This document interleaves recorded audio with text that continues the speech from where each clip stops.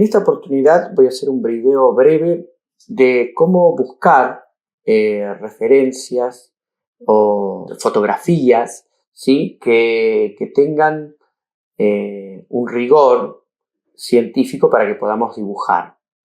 Este video lo estoy preparando justamente para poder hacer en papel, ¿sí? Dibujar en forma analógica un hueso, pero a raíz de consultas que han salido en las comisiones de cómo buscar, de dónde tenemos que sacar la información, bueno, he decidido hacer este video que me parece que puede aclarar ciertas cosas. Si bien Jorge ya pasó también una lámina y ciertas fotografías para que ustedes puedan trabajar en base a eso, y esto en condiciones ideales, la imagen, digamos, se la va a proveer en la mayoría de los casos el investigador. No quiere decir que esto no es una tarea que no tengamos que realizar, ¿no? Esto lo vamos a hacer para un ejercicio, pero es una tarea que también vamos a tener que hacer habitualmente cuando busquemos información, porque cuando nos llega una imagen para ilustrar, tenemos que buscar información sobre lo que estamos viendo, ¿sí? Tenemos que conocer, y más sobre todo si no somos ilustradores, o sea que tenemos una especificidad en algún tema, ¿no? En este caso, siendo ilustradores botánicos o siendo ilustradores paleontológicos o siendo ilustradores específicos en algún tema, vamos a ir adquiriendo cada vez más conocimiento. Pero si no lo somos, igualmente tenemos que poder acceder, poder llegar, poder conocer para poder interpretar lo que vamos a hacer.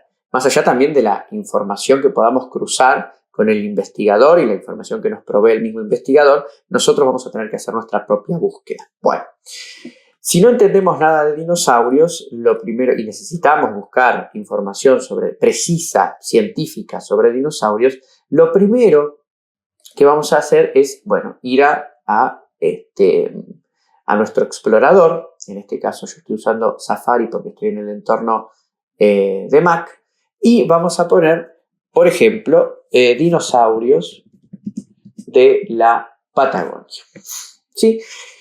Lo primero que aparece aquí en Google es una versión, bueno, creada por inteligencia artificial, pero luego nos va a aparecer imágenes de infografías sobre distintas especies de dinosaurios. Por ejemplo, aquí vamos a esta que acá ya vemos que es de la Fundación Félix de Azara.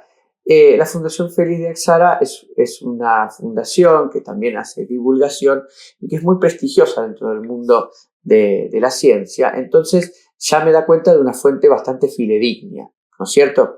Entonces acá vemos que tiene esta especie de póster con los dinosaurios de la Patagonia. Y si vamos acá, está en muy buena calidad. Precisamos imágenes en todos los casos de muy buena calidad, así que es fundamental encontrarlas, ¿no?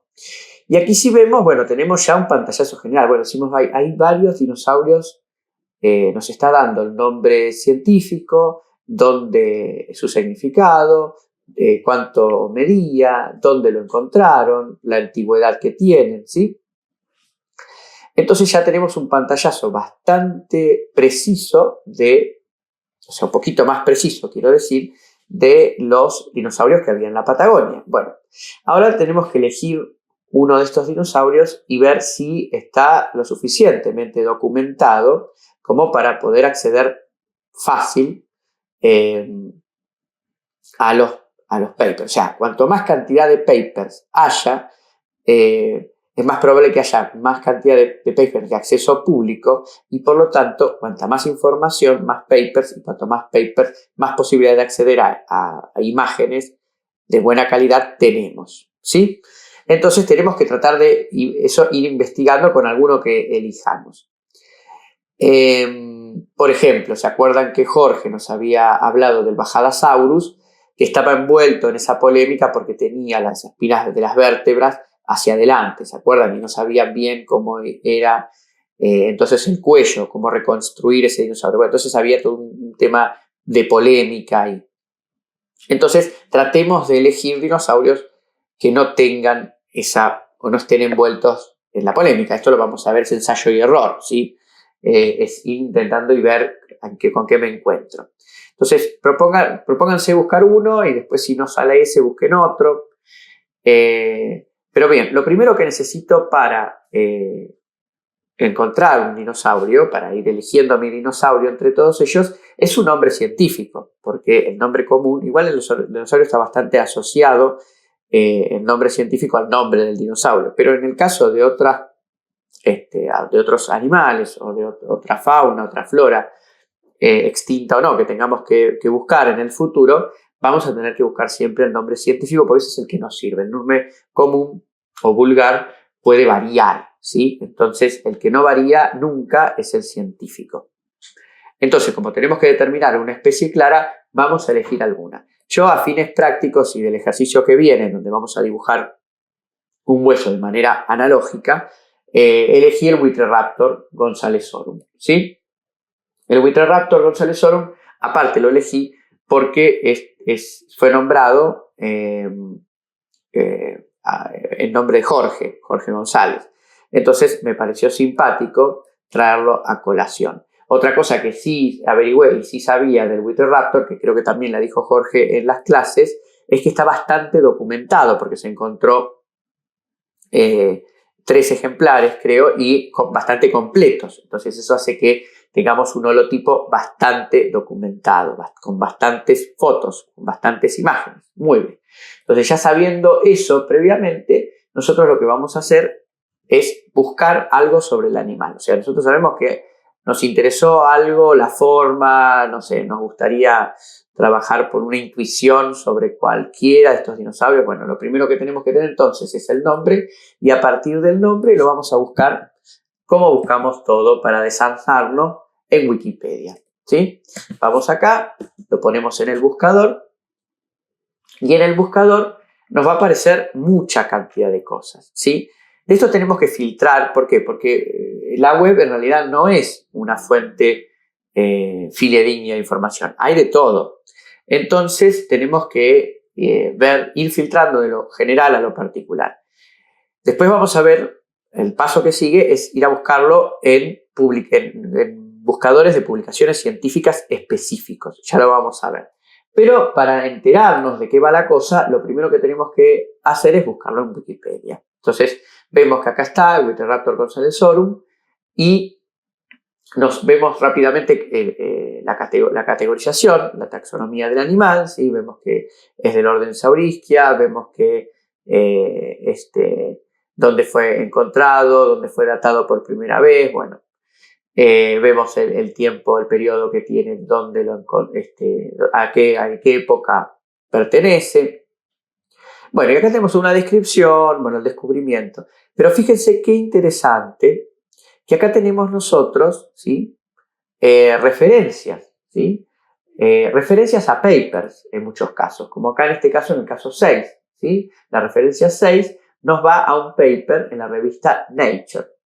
Pero ¿qué sucede acá? Si nosotros vamos a ese paper donde podemos llegar a conseguir imágenes en alta calidad, porque ¿qué pasa? Las imágenes en Wikipedia están en alta calidad. Muchas veces podemos utilizar imágenes muy buenas desde Wikipedia, ¿sí? Acá, por ejemplo, fíjense que esta tiene bastante buena calidad, ¿sí? Pero no nos sirve porque no está sacada para hacer una ilustración científica. Entonces, nos da información porque nos dice, bueno, más o menos cómo sería el bicho, pero no nos da la información que nosotros necesitamos o que estamos buscando. Entonces, sí, en las referencias ya nos aparecen referencias a papers científicos. Pero, ¿qué es lo que pasa? Si nosotros vamos acá, nos vamos a ir a la revista Nature, o sea, nos vamos a ir al artículo científico, pero como es de la revista Nature, en la que necesita uno una suscripción, no vamos a poder acceder a la totalidad del artículo. Solamente, como ven acá, podemos acceder a su abstract, o sea, a su resumen. Y si nosotros queremos acceder a todo el artículo, pues lo tenemos que pagar una suscripción, ¿sí? Por lo general, las universidades o las instituciones, distintas instituciones, universidades, etcétera, pagan el acceso a la revista Nature y los científicos y asociados alrededor de esas instituciones pueden acceder a la información. Pero nosotros, como no estamos asociados, Una opción, si tenemos mucha plata, es pagarlo la suscripción nosotros, que lo podemos hacer, pero por lo general no es algo que esté disponible. Entonces, ¿cómo acá caímos en un callejón medio sin salida? Bueno, ¿cómo superar eso? Entonces lo que vamos a hacer es ir y conocer los buscadores específicos que tenemos para encontrar publicaciones. Muchas de esas publicaciones son de público acceso, están disponibles para que nosotros las accedamos y las descarguemos, ¿sí? Pero para eso tenemos que ir a una herramienta de búsqueda que se llama Google Scholar, ¿sí? Acá está. Que indexa muchísima cantidad de revistas. Entonces nos larga artículos tanto de forma de pago como libres. Otros buscadores que hay específicos, como por ejemplo este otro, vamos a ponerlo aquí, que se llama ResearchGate, ¿sí? Acá está ResearchGate, acá está la página principal, ahí está. Acá podemos buscar publicaciones, ¿sí? Igualmente que en el Google Scholar. Pero ¿qué pasa? Nos van a saltar más publicaciones pagas, ¿sí? Otro es Scopus, que es de la editorial Elsevier, ¿sí? Que es una publicación científica en sí misma, Elsevier. Scopus también es un buscador de publicaciones, ¿sí? Que tienen, más que nada, tenemos que loguearnos aquí, ¿sí? Tenemos que estar logueados para poder buscar, ¿sí? Entonces vamos a usar el Scholar, que es el más usado y el que nos da mayor cantidad de resultados. Así que aquí ponemos el Witerator gonzalezorum, ¿sí? El nombre científico de nuestro espécimen que queremos buscar información, y acá nos va a sacar un montón de entradas, nos va a tirar muchísimas entradas, que todas estas entradas son papers. Lo primero que tenemos que ver es el formato en lo que nos está, que nos arroja. Fíjense que del costado nos ponen estos links, que quieren decir que el link está disponible para la descarga, ¿sí? O sea que son publicaciones en las cuales nosotros vamos a poder acceder, que no tenemos que pagar para ello. Y acá tenemos, este es el título, ¿sí? En grande nos aparece el título de la publicación. Abajo nos aparecen los autores. Y fíjense qué interesante, acá nos aparecen algunos autores subrayados y otros no, ¿sí? Como por ejemplo acá, este no nos aparece subrayado, pero este sí. Si nosotros vamos a este autor, hacemos clic sobre el autor subrayado, nos van a aparecer todas las publicaciones que ese autor tiene, ¿sí? Disponibles. Y acá nos aparece también un gráfico que nos muestra cuántos de esos artículos están disponibles para nuestra descarga, o sea, disponibles al público, al acceso público. En este caso, este investigador, que es Sebastián Apesteguía, tiene 28 artículos disponibles al público y 6 que no lo están, o sea, 6 que son pagos. De manera que esto está bueno para buscar, porque ahora vamos a ver, en el buscador, en el Google Scholar, también podemos buscar por palabras claves y también podemos buscar por autores, que también nos viene bien en el caso de que tengamos que ver otros trabajos, si estamos trabajando para algún autor particular, otros trabajos del mismo autor, ¿sí? O sea que ya buscando ese autor en el Google Scholar, poniéndolo en el buscador, nos van a aparecer todos los papers vinculados. Acá tenemos una breve descripción, ¿sí? Y por lo general los artículos tienen palabras claves, ¿sí? Entonces se puede buscar por palabras claves. Palabras claves que tenemos que tener en cuenta en esta búsqueda específica, bueno, es, por ejemplo, histology, ¿sí? Vamos a poner histology, por ejemplo, acá saurópodos, ¿no? Saurópodos, histología de saurópodos. ¿Qué es la histología a grandes rasgos?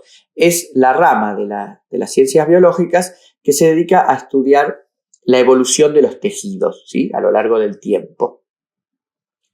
Dentro de la histología está la osteología, que es el estudio exacto de los huesos, preciso más específicamente de los huesos. En el caso de la histología es todo lo que tenga que ver con tejidos. Como los huesos son tejidos, bueno, entonces tenemos una aproximación. Si queremos buscar algo relativo, un paper relativo a algo que tenga que ver con los huesos de ese dinosaurio, ¿sí? Otra palabra importante que tenemos que podemos usar como palabra clave y que ya la habíamos aprendido, ¿sí? Puede ser taxonomy también, es holotipo, ¿sí? ¿Se acuerdan que Jorge en las clases habló del holotipo, de qué es un holotipo? El holotipo es el primer espécimen de esa especie que se tiene conocimiento. Entonces, todas las investigaciones se refieren a ese ejemplar, ¿sí? Entonces, lo que podemos poner es la palabra holotype, ¿sí? Si no sabemos, ¿sí? Si no sabemos cómo se escribe una palabra, la pensamos en castellano, porque como están viendo, lo que nos aparece acá, todas las búsquedas están en inglés, porque la mayoría de los papers se publican en inglés. Entonces, si no sabemos inglés, hoy por hoy se pueden usar herramientas como un traductor, ¿sí? La inteligencia artificial, que nos ayuden a traducir. ¿Por qué? Porque, bueno, vamos a estar en un problema, sino porque la mayoría de las cosas que se publican en el mundo científico, o sea, el idioma por el cual pueden hablar un indio con, no sé, con un guaraní, con cualquier otro científico, es justamente el inglés. De manera que tenemos que saber algo de inglés. Como no vamos a leer el paper en su totalidad, porque no nos interesa, sí vamos a ir viendo las palabras clave, ciertas palabras en el abstract que nos sirvan para interpretar de qué va la cosa. No necesitamos tener un conocimiento amplio de inglés, pero deberíamos, ¿sí? Entonces, si no lo sabemos, lo podemos ir acá al traductor de Google, ¿sí? Y, por ejemplo, poner holotipo y nos lo traduce a holotype, y entonces ahí en la búsqueda del Google Scholar ponemos holotype y chao. Vamos a volver a nuestro Witreraptor, y aquí, bueno, como habíamos visto, nos lista todas las publicaciones que pueden haber. Presta atención a otras palabritas que son importantes. Por ejemplo, postcranial o cranial. Cranial Osteology o postcranial. Postcranial les va a aparecer varias veces, que tiene que ver con todo lo relativo a lo que son como de las vértebras para atrás. Todo lo que no es la cabeza del animal, ¿sí? Son todos los huesos relacionados a lo que no es cabeza, a lo que no es cráneo, ¿sí? Entonces, nos puede servir, ¿sí?, para buscar huesos acá de la anatomía que no sean el cráneo. Acá en sí es la osteología del cráneo, entonces tenemos la posibilidad de acceder a otro paper que tiene imágenes de los cráneos. En este caso vamos a ver imágenes de las vértebras y sobre todo de la cadera. Vamos a acceder al paper. Los papers tienen un formato más o menos igual en todos lados. Es el título. A veces las palabras clave, como aparecen acá, que estas son las palabras clave, a veces aparecen abajo, ¿sí?, un poquito abajo del abstract. No abajo de todo, sino que abajo del abstract.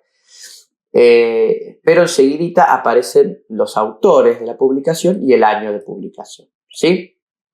Y acá en la parte derecha podemos descargar ese artículo. Si lo descargamos, el artículo es exactamente igual a verlo online, ¿sí? Pero acá vemos que está todo el artículo, ¿sí? Fíjense, en la introducción, ¿sí?, está todo el desarrollo del artículo. Y aquí podemos acceder a las imágenes. Y fíjense qué interesante, estas son las láminas con el holotipo, ¿sí? Fíjense qué interesante que acá lo que tenemos es la posibilidad de descargar esas imágenes en alta resolución, ¿sí? Fíjense que acá tenemos la imagen, si la acercamos, en muy alta resolución, ¿sí? Muy buena calidad de imagen. Esto es lo que debemos conseguir, ¿sí? Una imagen lo más limpia, con una correcta iluminación, ¿sí? También tenemos el acceso a una escala, fundamental. Tenemos que tener en cuenta que esas imágenes tienen que tener una escala para saber más o menos cuánto medía eso, ¿sí? Tener una referencia. Y acá tenemos la descripción también de todas esas referencias, PP, TP, están acá explicadas, ¿sí? Yo me quiero centrar en, para el ejercicio que viene, vamos a ver dónde está, en esto, ¿sí? Que son lo tengo acá en una imagen, a ver si voy acá, he descargado esta imagen y nos muestran, ¿sí? La parte de la cadera, ¿sí? La parte de la pelvis, la parte pélvica, del hueso sacro, ¿sí? Y el hueso púbico, ¿sí? Sobre todo. Ahora, la disposición, digamos, de los huesos de la cadera ayudan a determinar, ¿sí? A qué orden pertenecen los dinosaurios, ¿sí? Un dinosaurio. ¿Qué son? Lo podemos ver en este gráfico acá, que son los saurisquios, ¿sí? Y los ornitisquios, ¿sí? Los saurisquios la palabra significa reptil o lagarto, cadera de lagarto, ¿no? Básicamente, sauri, lagarto, isquio, cadera o pelvis, y ornitisquio, cadera de ave, ¿no? Entonces, fíjense que la disposición de estos dos elementos, ¿sí? Tanto del hueso púbico como el hueso isquio, nos da una idea de a qué orden pertenecerían esos dinosaurios. Entonces, determinante ya acá, ¿sí? Nosotros ya podemos ver a ciencia cierta, a nuestra primera red, por más que no tengamos al investigador al lado, podemos darnos cuenta, fíjense, el A es la vista, vamos a cerrar acá, fíjense entonces, el A es la vista, como dice acá, lateral derecha, ¿sí? Entonces el dinosaurio estaría mirando hacia la derecha, hacia acá estaría la cabeza del dinosaurio. Por ende, el hueso púbico, como acá dice pub, acá tienen abajo las referencias, ¿ves? Pub es pubis, ¿sí? Ahí está la referencia. El hueso púbico está orientado hacia adelante, ¿sí? Este es el sacro. Entendiendo esto, podemos determinar nosotros mismos qué tipo de dinosaurio es. ¿Ya lo adivinaron ustedes?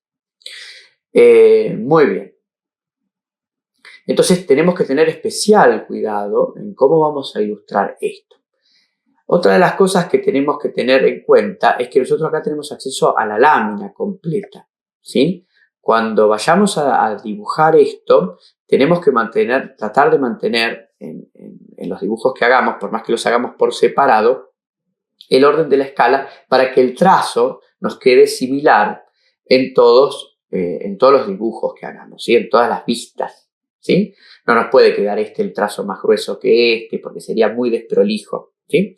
Entonces nos conviene que todo nos quede igual, por más que lo trabajemos en hojas separadas, ¿sí?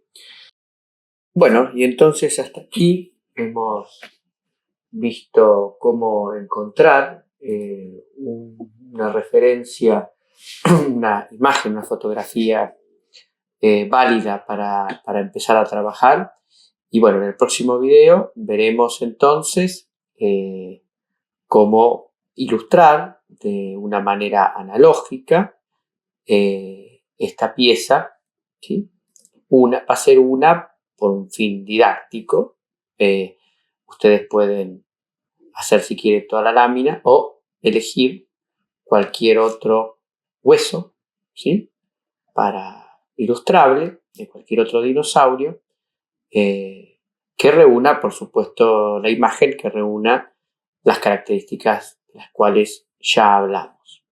Así que bueno, me despido hasta el próximo video. Muchas gracias.